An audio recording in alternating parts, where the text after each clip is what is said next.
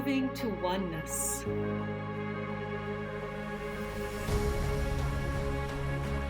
Nourishing curiosity. Embracing differences. Becoming one.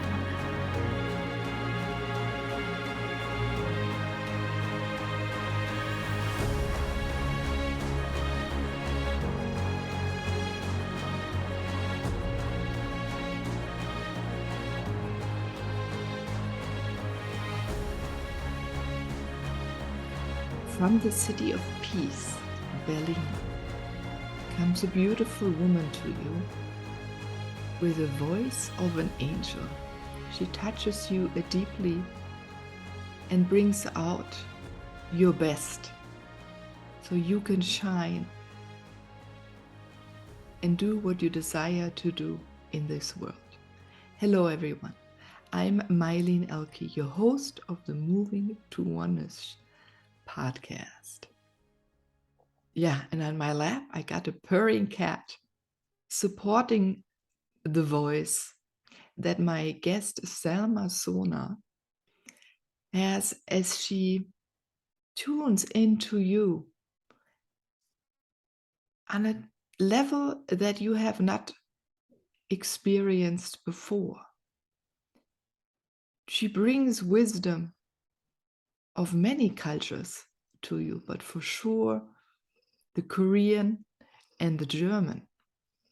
An interesting mix, and we'll talk about the wisdom of many places on this earth. But first of all, let me say hello to you, Selma Sona. Welcome, and thank you that you had time to come on to the show.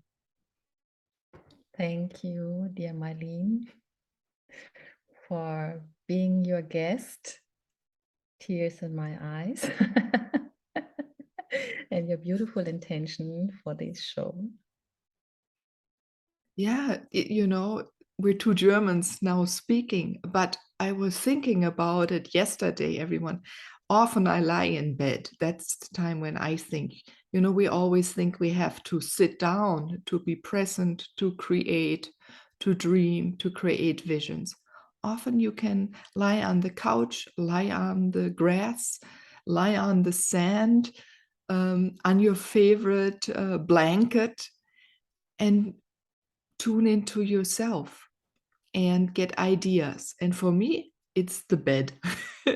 I even go 10 minutes to bed during the day if I just need to, in a way, reignite myself.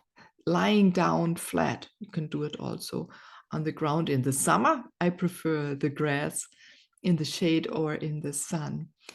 And so I think rekindling or reigniting will be a topic today if this comes up now, and that you can do it in your style. Yeah, we decided to have not any intention and be open to see what comes out of our conversation. But Selma, Sona, I think that's it, right? To use your style, your unique mix. You're bringing together the Korean culture, you're bringing together the German culture, then you even live in Berlin, right? It's anyway a multicultural mix and is becoming more and more one of it because of the draw the city has as it's now expressing the peacefulness it desires for our globe.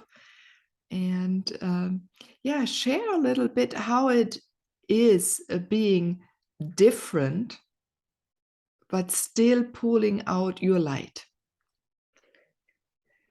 How it is being different in the sense of being Korean German, I don't feel different. Wonderful. I fear that other people would like to call me that I am different, but being different is just a question of the perspective. So a pineapple may be exotic in Germany, but not in Thailand. So in Thailand, I don't know, maybe sauerkraut may be exotic, but not pineapples. I still have to take away my ideas. So being different, when someone calls me different, says nothing about me.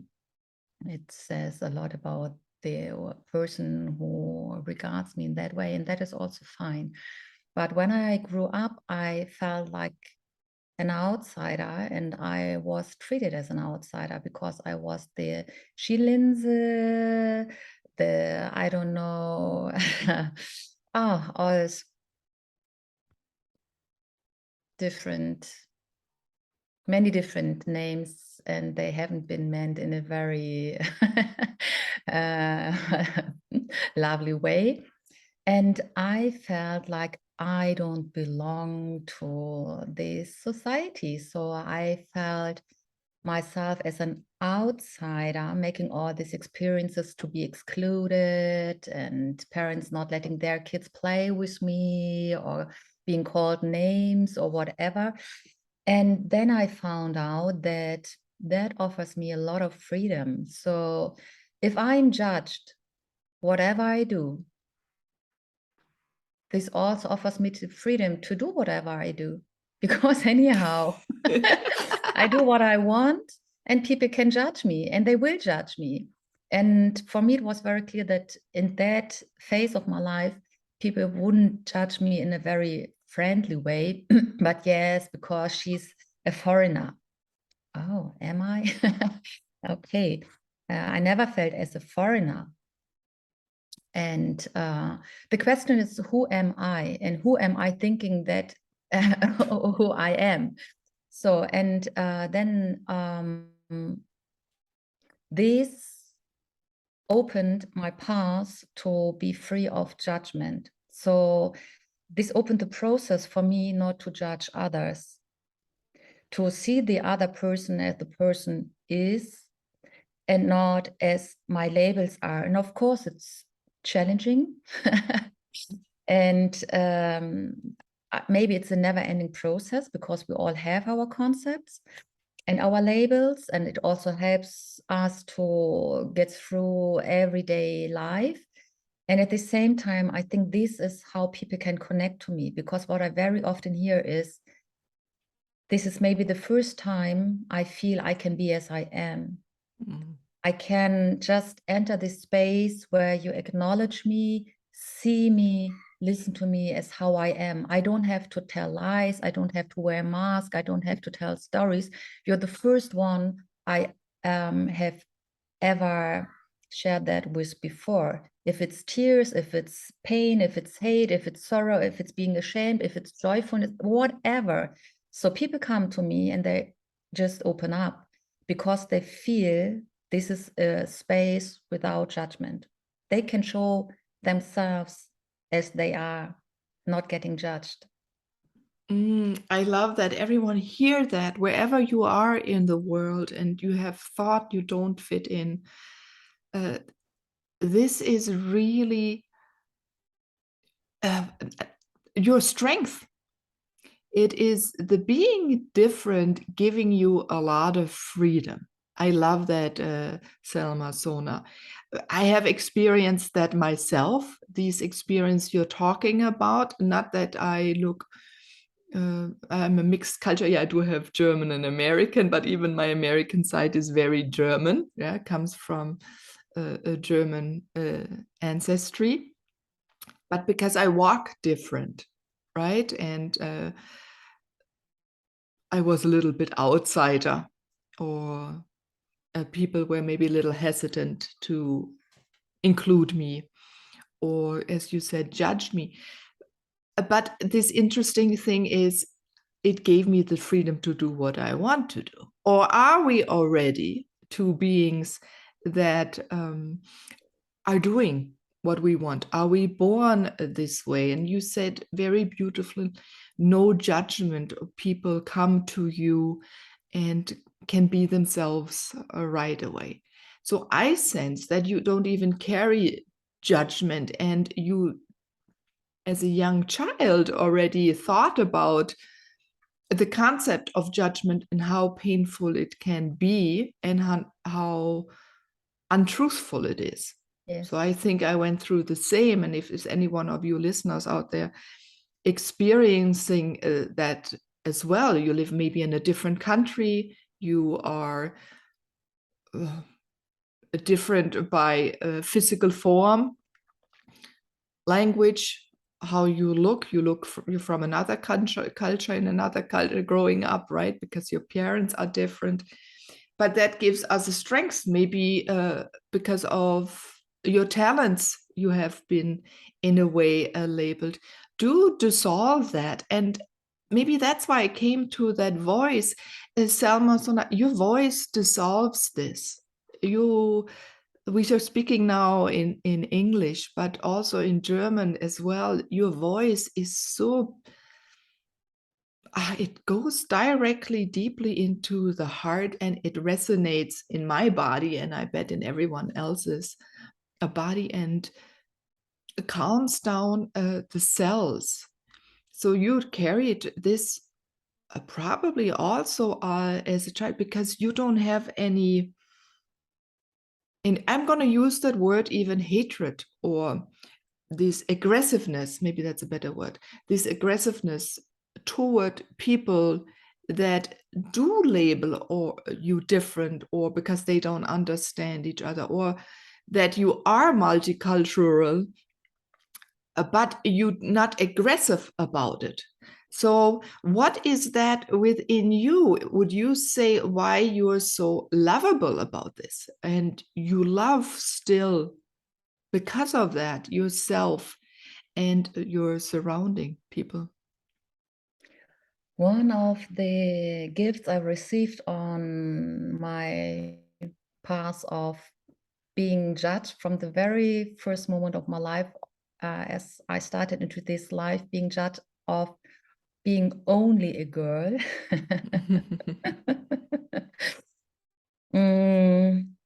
I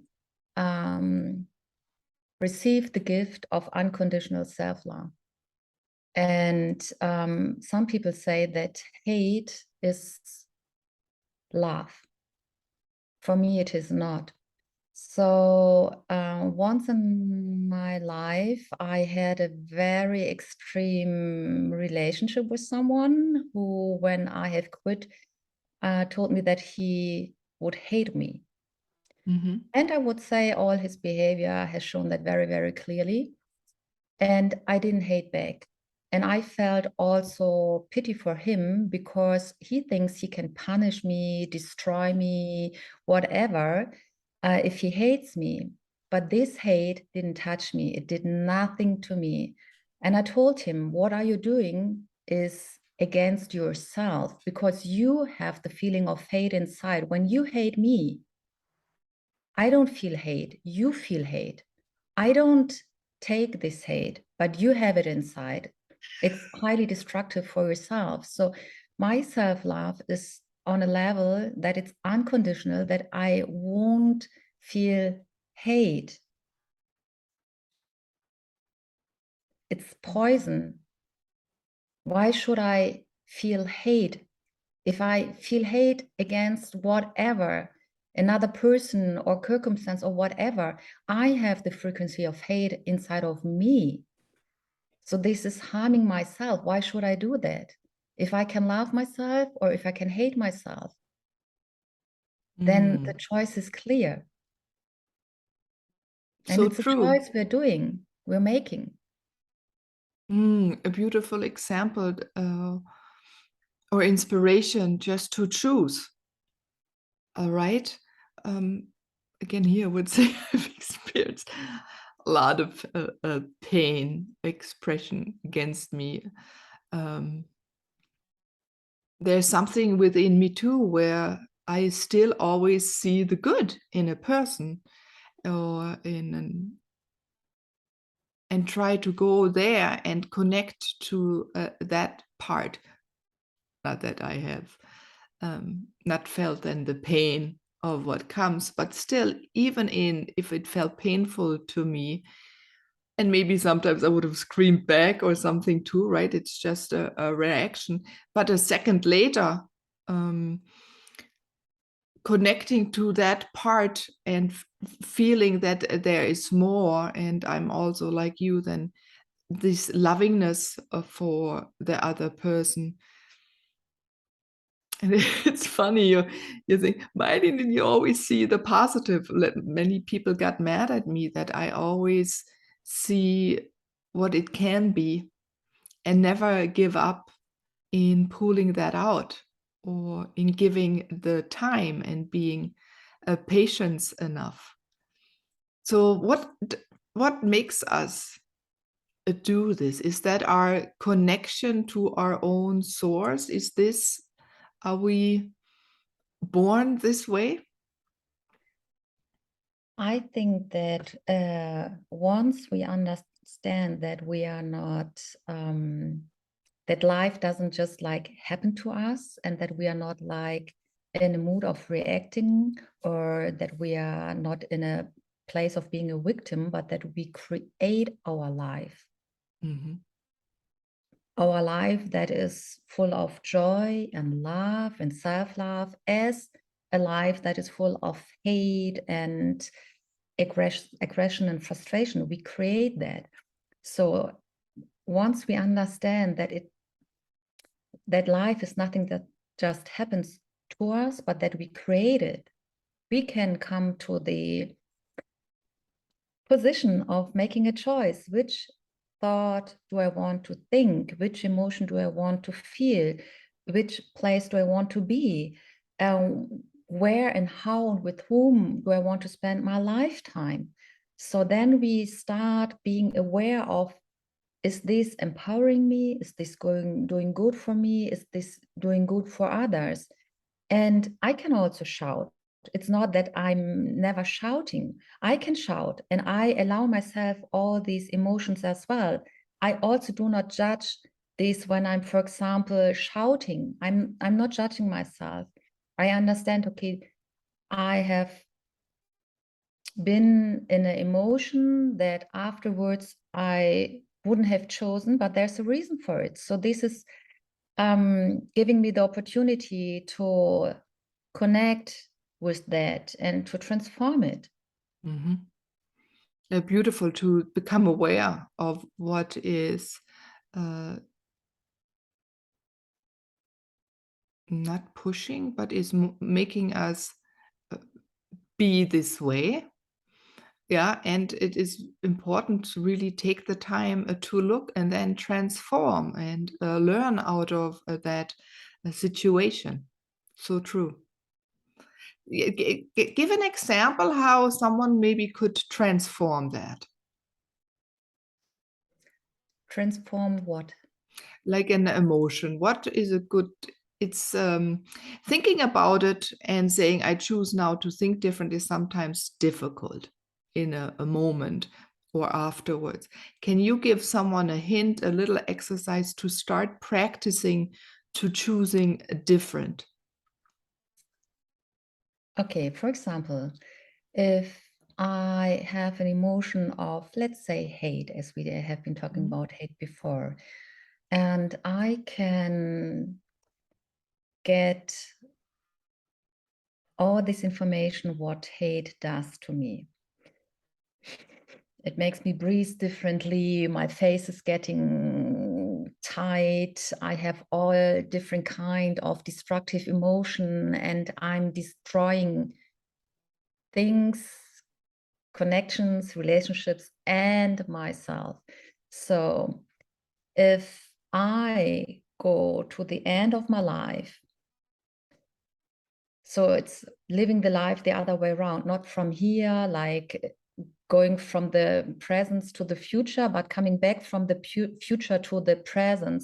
And I can ask myself, how important would that be for me when I'm 100, 90, 80, 70, 60? So then why should I feel this hate now? So, and then I can connect to my future. So how, if it comes to the end of my life, would I have wished to live my life? Because most of the people, they don't regret what they have lived and how they have lived, but how they have not lived. So then I can connect off, if my time has come that my body will leave, so what kind of life would I have loved to live? And then started right now? And would that be a life of hate? And then when my body has to go, of regret, oh, why didn't I say, I'm so sorry, please forgive me, I love you? Why didn't I say that? So let's not wait until our body has to leave and then it's really too late, but connect to how do I wish, how do I long that I have lived my life, and then start from that exit point of our life right now. Come back from our future, starting to live the life we deserve right now. And it's also for us, it's also important to understand, like, forgiveness is an act of unconditional self-love. It's not about, it's also, but not only about, I love everyone, whether they're doing harm to others or not. So when you said that, I was asking myself, because for this question, I'm still in a process of reflection. For example, if someone is doing harm to another person, do I really love this person? I forgive the person for my own inner peace, for my unconditional self-love, for my own inner standard. But this does not mean necessarily that I love the person. I can still see that this was destructive. But I won't let another person be that powerful to give another person the power over me. I like that point.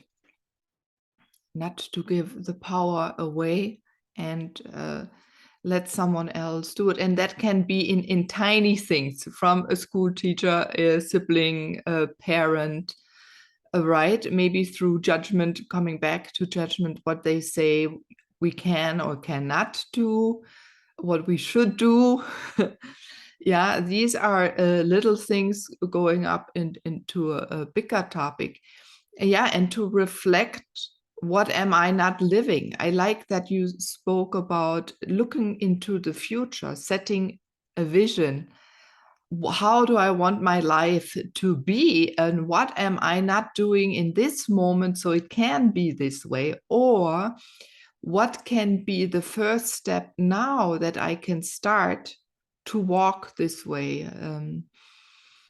It may be, does it start with different eating, changing my energy level, doing a certain task, going for a walk, or going one evening into the city? Maybe you have noticed you haven't gone out in ages and you're alone. So the first thing, just take the bus, for example, or take your car and go into a big city where you're immersed in others and let things happen, right? Set the intention maybe that you'll meet an interesting person, have a conversation in a cafe.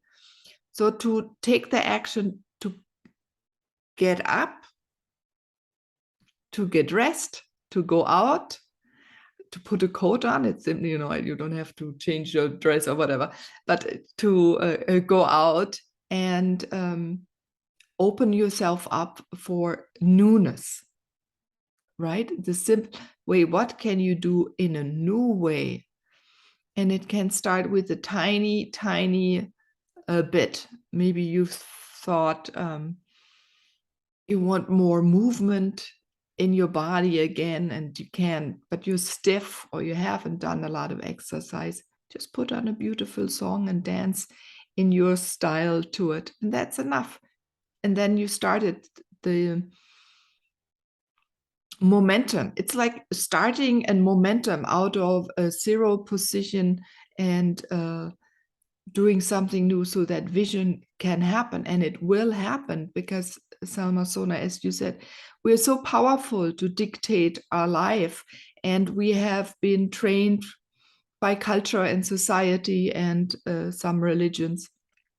It's not all over the world, but in many places, that we are individuals and we can't do anything. We have to wait for permission. We are being observed. We have to ask others, even light beings.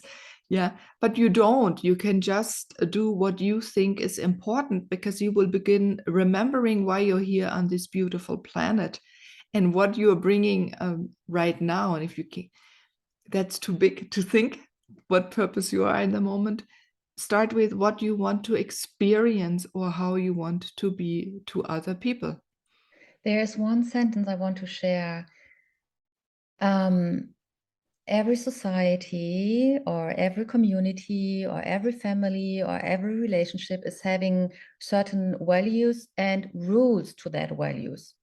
So, and it can be a question of negotiation, but this sentence I want to share gives us the inner freedom to live our life and not the life of someone else.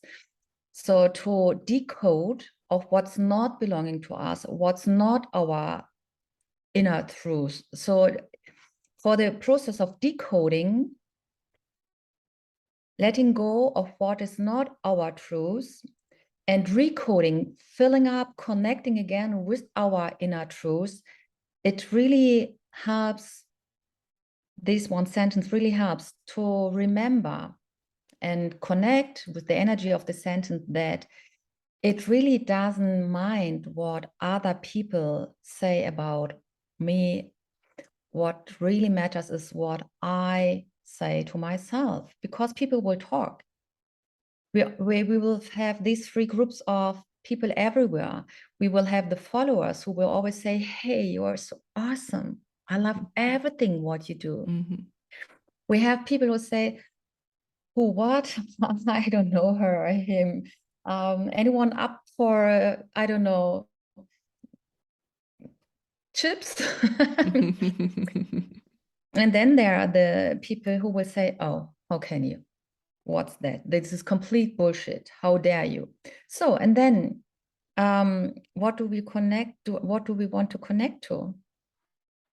I mean, if we connect to ourselves, it doesn't make a difference if someone is our follower or if someone is our hater, because we are not living our life to show someone else that we are living the life in the right way, in his concepts, in alignment with his rules. We are living our life to live our inner truth. And this is what brings us the fulfillment. Very beautifully said, yes. Yeah, to know.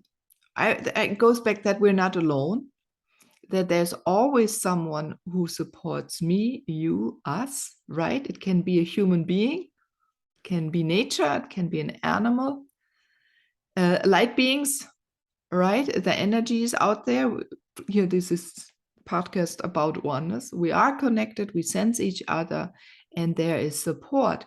And often other people may not be in the same rhythm. Yeah, it's sometimes beautiful to see it this way, I think, as well. They have a different agenda at the moment, and maybe it's up in a few years, the topic we speak about, or they passed it already. Yeah, so they observe us, they nod, or they go on.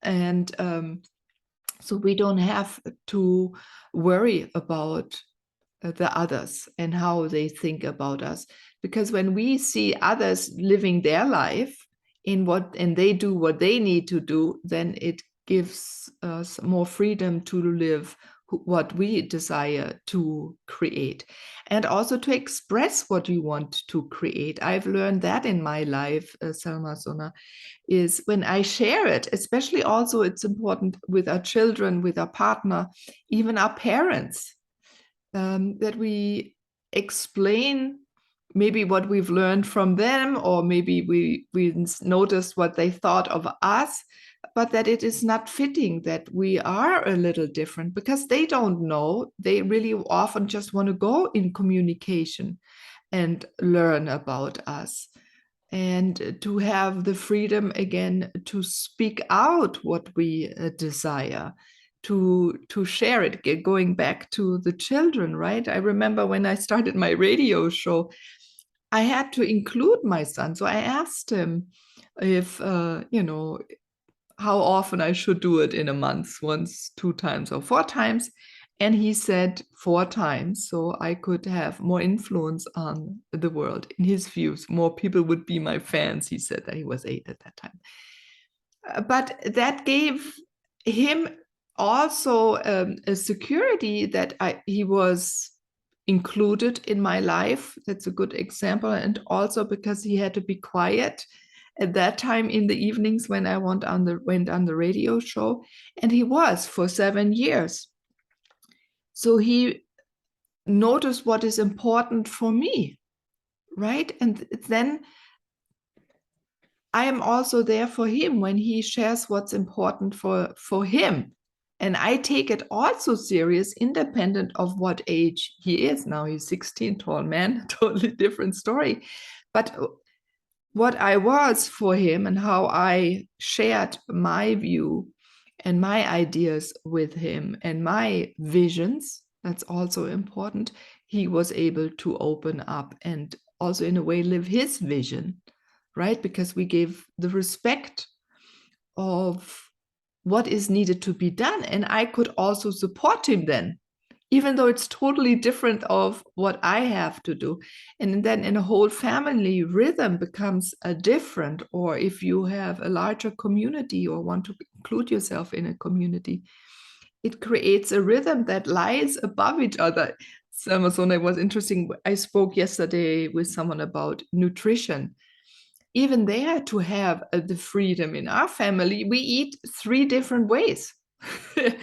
Sometimes there's an overlap, and then we all 3 eat together or the same thing, but it's not always that way. Maybe we eat together and each person eats something different, to keep open so that everyone can reflect on what does my body need in this moment, and that we're open that maybe part of this nutrition, my partner or my child or my mother needs, but the other things they don't need. And this is a beautiful way also to practice. Yeah, maybe it's a little bit more work included if you're thinking that as a mother, but it balances out, because sometimes they do some things that nourishes me or is provided for me, and that opens up a huge field of openness, where you can take it even on to a new level. And also something else that I see. Want to know? Sure, please. In my world, unconditional self-love is not selfish, but it's an act of unconditional love. And in the moment when you and our kids, they see how we are living, not what we are talking, but how we are living. And we cannot wish that our kids live a life full of unconditional self-love and unconditional love when we ourselves do not live a life like that. Mm-hmm. So if we, for example, live a life of someone else, because maybe as a mom, I'm not supposed to make a radio show once every week, 7 years long, and my child has to be quiet or whatever. So this is like a bad mom, for example. But you are communicating with your son, you're connecting with your son, you're communicating with your son, you're finding this decision together. And then he sees, okay, this is something that's important for my mom. That is something that fulfills her. This is something that has to do with her vision, that is in alignment with hers. So this is also living her truth, why she's here, like following her vision. So, and this is also self-love. So this is the gift of I matter. My mom's matter. As I see that my mom lives the life that she matters, she teaches me that I matter. Mm-hmm. That I do not, when I grow up, and I am a dad, that I don't live my life because I think, oh yes, I'm not allowed to do that because I should do that for my kids. And then I wonder why my kids are not living their life, but someone else's life, maybe my life, because I don't know, this is the family living in a tradition of being doctors since, I don't know, 5 generations. So then the kids have to do the same, whether they want or not, because it's the family tradition. You do, so that's how you do. That's how you have to do. So also with the nutrition, it's the same. It shows that, okay, I matter, you matter. We don't have to be all the same. I just remember this one family I've met, mother, father, 2 or 3 kids, and we went to an Italian restaurant with the group, and they ordered 4 or 5 pizza margherita or 4 or 5 pizza funghi or whatever, but All the same. all the same. All the same. The emails have been written with names of everyone. I mean, it was business emails. So, I mean, yes, yeah. So, and I think it's also offering us a lot of space to just acknowledge that, as in Thailand, people say same, but different. We are same, but different. Yeah, we're the same and different. This is another friend, Selma Sona. You just, Angela, I remember. Oh, Angel. The angel is staying today with us today. But we conversed that one day. It's important that we feel the sameness, The oneness, right? exactly. The sameness, but also in that sameness that we can be different. And that is very empowering, strengthening. It gives us courage to do more and to test out our differences, our gifts, our traits, to look at our experiences to help them maybe transform them or use them to inspire others or support others. Yeah, but to be in a field of being understood by others, I think that gives us so much more in a little bit of a safety or a comfort, again, to try out a new step, a new thing again, right? We nudge ourselves then forward a little bit, or maybe encouragement by others, so that this is really what also oneness means, right? That you are recognizing similarities or what another person goes through, what they're experiencing, but also that you have your own touch. You have it from a different way of a perception because you have different traits, right? We're very similar in some ways, Selma Sona, but then we're very different in other ways. But still we can converse with each other and pull out and learn from each other and inspire each other. And that is what makes life, I think, so juicy.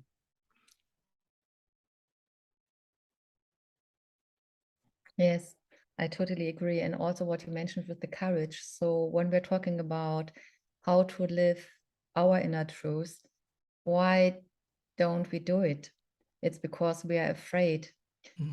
There's something between us and us. There's something that blocks us, our limitation, our paradigm, and the fear. So, and the fear is coming from somewhere. So we made some experiences, we carry energy in us, and we want to protect ourselves, not to feel that energy, that pain again. So going through the fear is the gate where we have to go to enter the space of real inner freedom. And also this is a choice, and this takes courage. First, we need the courage. We make the decision. We open up. We show ourselves vulnerable. We do not pretend that I'm perfect, I don't know, only light or whatever. I mean, light and shadow is one. Light and darkness belongs together. We cannot separate one from the other. And balance is not this. Balance is like in everyone's life, also in my life. So this is what I said, like I also shout. It's not that I'm only singing the whole day. I also shout. Going through that fear is the door we walk through to our inner freedom. What is a good point to get people through, or a little hint you can give people to walk through that gate, or at least door, or even open it, start opening it? We always pay a price. We pay a price for not going through that gate. And we are paying a price going through that gate. But on the other side, once we have passed through that gate, is a total different reality. And we choose. Do I want to stay in the state of maybe fear or hate or anger, creating a life full of hate or fear or anger? Because what I have inside, I experience in the outside. So I will make more of these experiences where people show me hate and fear and bring me into situations and whatever. Or do I want to go through that gate with love, self-love, being seen, being heard? And yes, it may be challenging, especially when you have trauma. So then something is triggered, and then there's the emotion that does not feel good and that wants to protect or whatever. So, and then I feel 2 steps are very helpful. Transforming what we have experienced, transforming this fear into trust, and connecting with our future, with our vision. So going back to the past as long back as it requires to, and as we're able to at that moment, to go back and transform, because energy does not get lost, it just changes its form. So we have a lot of energy from our ancestors. And then also to go to the future and then bring it together, because also this is oneness. I mean,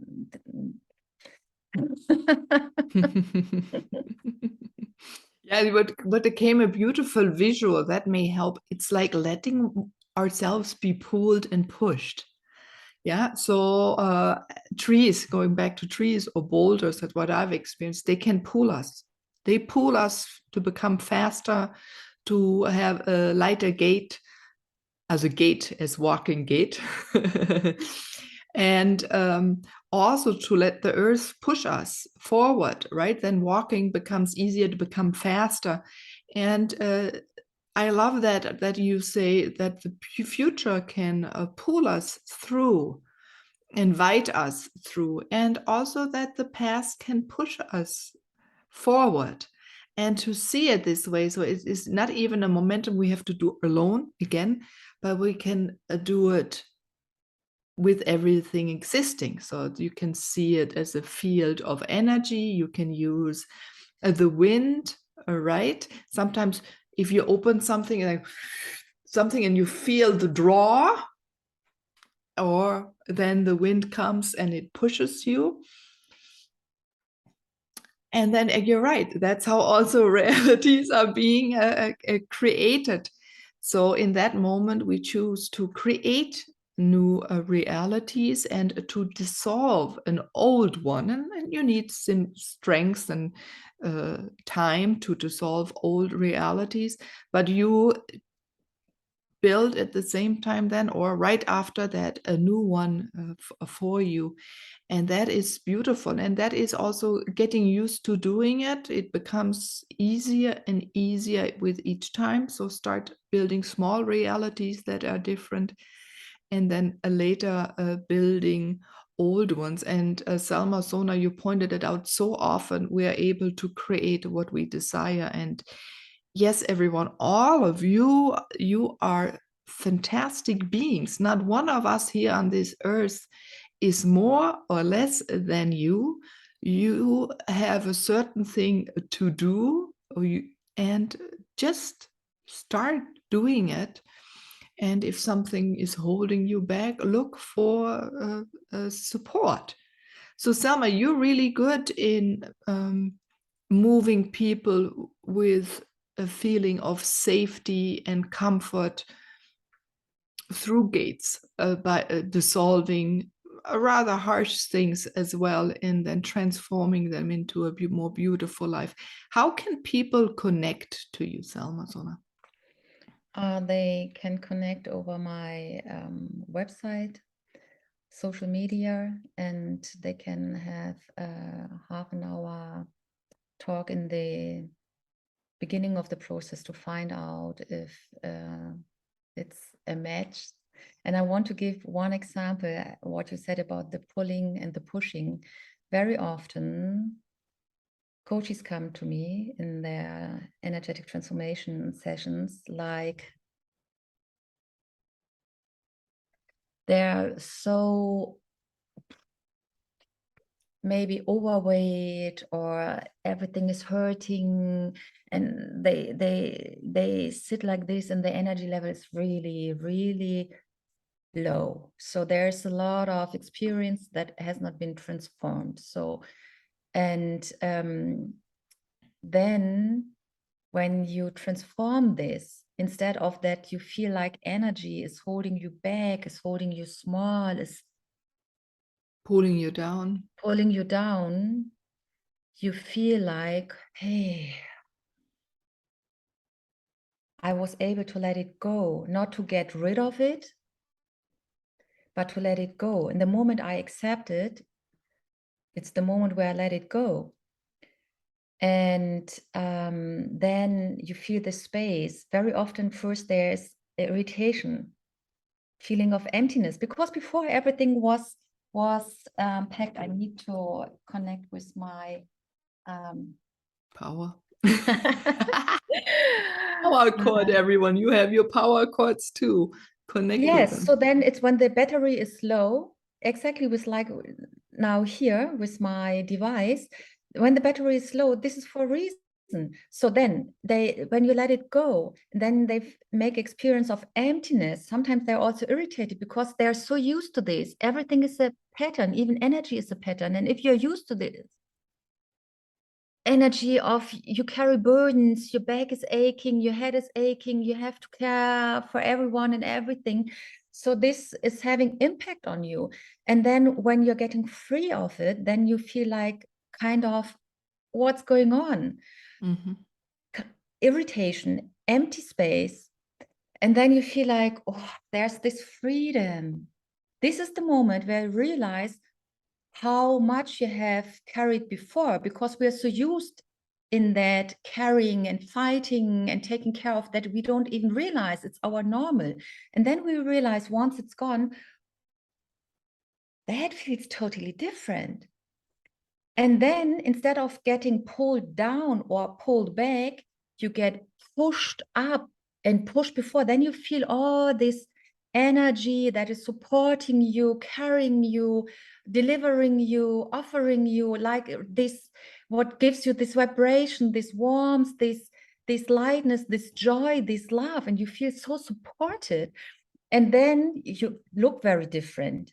Instead of like this, you feel like this, and you have totally different appearance. You have this glow instead of this being, I don't know, gray. Grayish. You're Mm-hmm. glowing. So, and then once you have done that work, what holds you back, you can travel into your future, into your vision, and then be the frequency. Because first we are it, then we do it, then we have it.